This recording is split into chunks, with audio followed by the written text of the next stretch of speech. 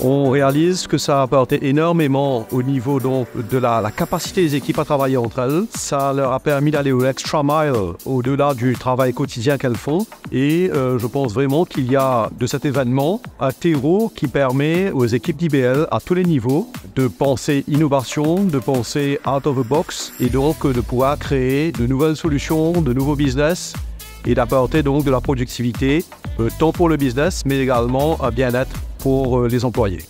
Cette année, on a été très proche de toutes les équipes. On a apporté énormément de workshops, on a fait beaucoup de follow-up en termes de leur présentation, en termes des outils qu'ils avaient utilisés et est-ce que ces projets avaient du poids. Ces trois aspects ont monté le niveau. Cette méthodologie, c'est en train de vraiment, on dit en anglais, pervade through the organization. Ça devient quelque part la culture d'innovation au niveau de l'organisation.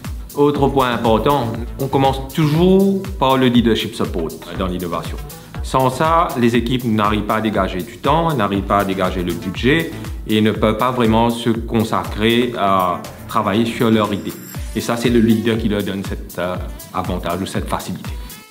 Je pense que l'entrepreneuriat et l'innovation font partie de l'ADN des dirigeants et des employés de ce groupe. Il était important pour nous de pouvoir structurer l'approche, d'avoir un statement qui soit extrêmement clair par rapport au fait que l'innovation est un des piliers de la croissance de demain. Et donc, nous avons décidé de le mettre comme un des enablers du groupe.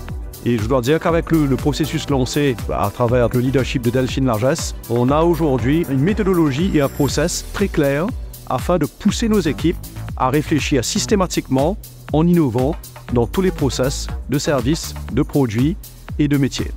Chouari, c'est un projet qui nous permet d'utiliser nos bases de données, comprendre nos bases de données au travers de l'artificial intelligence et par la suite adapter nos opérations par rapport à ce que le consommateur demande. En faisant cela, nous avons pu augmenter notre productivité de 75% et par la suite améliorer la qualité de vie de nos opérateurs.